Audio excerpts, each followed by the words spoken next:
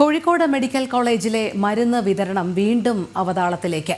നീതി medical store വഴിയുള്ള മരുന്ന് വിതരണം ഏപ്രിൽ 1 മുതൽ നിർത്തിവെക്കാൻ സിറ്റി സർവീസ് സഹകരണ ബാങ്കിന്റെ തീരുമാനം. 4.77 കോടി രൂപ സർക്കാർ കുടിശ്ശിക വരുത്തിയതോടെയാണ് തീരുമാനം. ജനം ബ്രേക്കിംഗ്. ഈ വാർത്തയുടെ കൂടുതൽ വിവരങ്ങളുമായി ഗൂഗിൾ കെ വേണുഗോപാൽ ചേരുന്നു. ഗൂഗിൾ, നമുക്കറിയാം കോഴിക്കോട് മെഡിക്കൽ കോളേജിലെ മരുന്ന് വിതരണ പ്രതിസന്ധി. ഇടയ്ക്ക് ഒന്ന് സർക്കാർ കുടിശ്ശികയിൽ ഒരു ചെറിയ അളവ് തിരിച്ചടച്ചതിന്റെ അടിസ്ഥാനത്തിൽ അവർ മരുന്ന് വിതരണം വീണ്ടും പുനരാരംഭിച്ചതാണ്. പക്ഷേ ഇപ്പോൾ വീണ്ടും മരുന്ന് വിതരണം അവതാളത്തിലായിരിക്കുന്നു എന്നുള്ള റിപ്പോർട്ടുകളാണ് വരുന്നത്. എന്താണ് കൂടുതൽ വിശദാംശങ്ങൾ?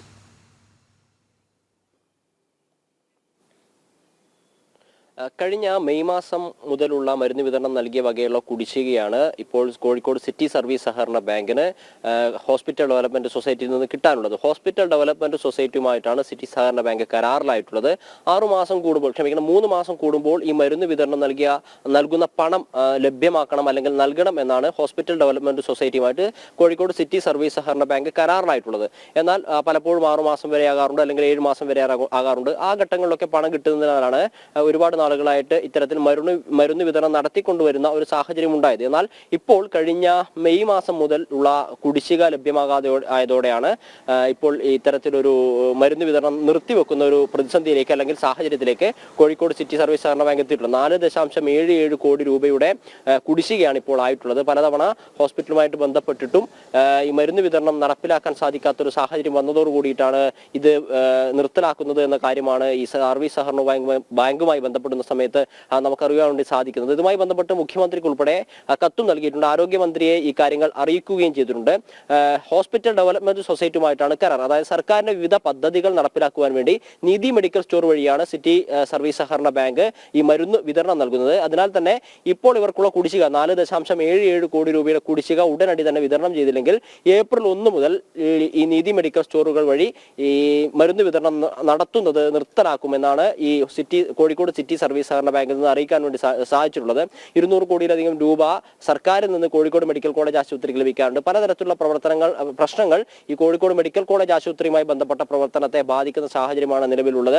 നേരത്തെയൊക്കെ വലിയ രീതിയിലുള്ള പ്രതിഷേധങ്ങൾ ഈ മരുന്ന് വിതരണവുമായി ബന്ധപ്പെട്ടിട്ടുണ്ടായിരുന്നു. സമരങ്ങൾ ഉണ്ടായിരുന്നു.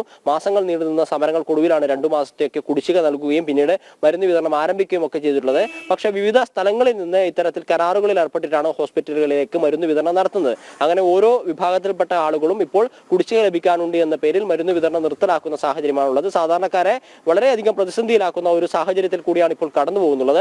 മെഡിക്കൽ കോളേജുമായി ബന്ധപ്പെട്ട വിഷയങ്ങളൊക്കെ ആരോഗ്യമന്ത്രി ഉൾപ്പെടെയുള്ള ആളുകൾക്ക് അറിയാവുന്നതാണ്. ആരോഗ്യമന്ത്രി ഉൾപ്പെടെയുള്ള ആളുകൾ ഈ വിഷയത്തിൽ ഇടപെട്ടിട്ടുള്ളതുമാണ്. പക്ഷേ പ്രശ്നം പരിഹരിക്കാൻ സാധിക്കാത്തൊരു സാഹചര്യം നിലവിലുള്ളത്. ഇപ്പോൾ പ്രധാനമായും മുന്നോട്ടേക്ക് വന്നിട്ടുള്ളത് കോഴിക്കോട് സിറ്റി സഹകരണ ബാങ്കാണ്. അവർക്ക് ലഭിക്കാനുള്ള കുടിശ്ശിക ലഭ്യമായില്ലെങ്കിൽ കാസ്പ് ഉൾപ്പെടെയുള്ള സർക്കാർ പദ്ധതികൾക്കായിട്ട് നീതി മെഡിക്കൽ സ്റ്റോറുകൾ വഴി വിതരണം ചെയ്യുന്ന മരുന്നുകൾ നിർത്തലാക്കാനാണ് അവരുടെ തീരുമാനം. രോഹിണി, അതായത് ഗൂഗിൾ, നമുക്കറിയാം നേരത്തെ മരുന്ന് വിതരണ കമ്പനികൾ ഇത്തരത്തിലുള്ള വിതരണം നിർത്തിവെച്ചിരുന്നു സർക്കാരിന്റെ കുടിശ്ശികയെ തുടർന്ന്.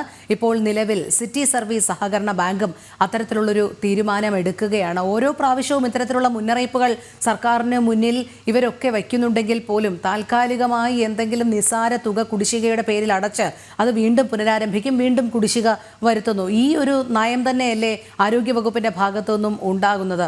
ഒരു ഇടക്കാലത്ത് വലിയ രീതിയിലുള്ള രൂക്ഷമായ മരുന്ന് പ്രതിസന്ധി കോഴിക്കോട് മെഡിക്കൽ കോളേജിൽ അനുഭവപ്പെട്ടിരുന്നു. പക്ഷേ അപ്പോഴൊന്നും അത് കാര്യമായ ഗൗരവത്തിലെടുക്കാൻ സർക്കാരോ അല്ലെങ്കിൽ ആരോഗ്യവകുപ്പോ തയ്യാറാകുന്നില്ല എന്നുള്ളത് തന്നെയല്ലേ വാസ്തവം?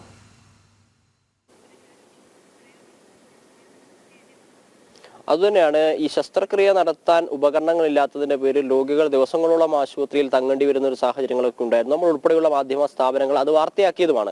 ഈ കോഴിക്കോട് സിറ്റി സഹകരണ ബാങ്കുമായിട്ട് ഹോസ്പിറ്റൽ ഡെവലപ്മെന്റ് സൊസൈറ്റി ഉണ്ടാക്കിയിട്ടുള്ള കരാർ 3 മാസം കൂടുമ്പോൾ ഇവരുടെ പണം ലഭ്യമാക്കും അല്ലെങ്കിൽ നൽകുമെന്നാണ്. പക്ഷേ പലപ്പോഴും 6 മാസം വരെ ആകാറുണ്ട്. ആ ഘട്ടത്തിലും പണം കൊടുക്കാൻ പറ്റാത്തൊരു സാഹചര്യമാണ് ഹോസ്പിറ്റലിനുള്ളത്. ഹോസ്പിറ്റലുമായി ബന്ധപ്പെടുന്ന സമയത്ത് സർക്കാരിൽ നിന്ന് 200 കോടിയിലധികം രൂപ ആശുപത്രിക്ക് തന്നെ ലഭിക്കാനുണ്ട് എന്നൊരു മറുപടിയാണ് അവർ പറയുന്നത്. അത് കൈമലർത്തുന്ന ഒരു സാഹചര്യമാണ് നിലവിലുള്ളത്.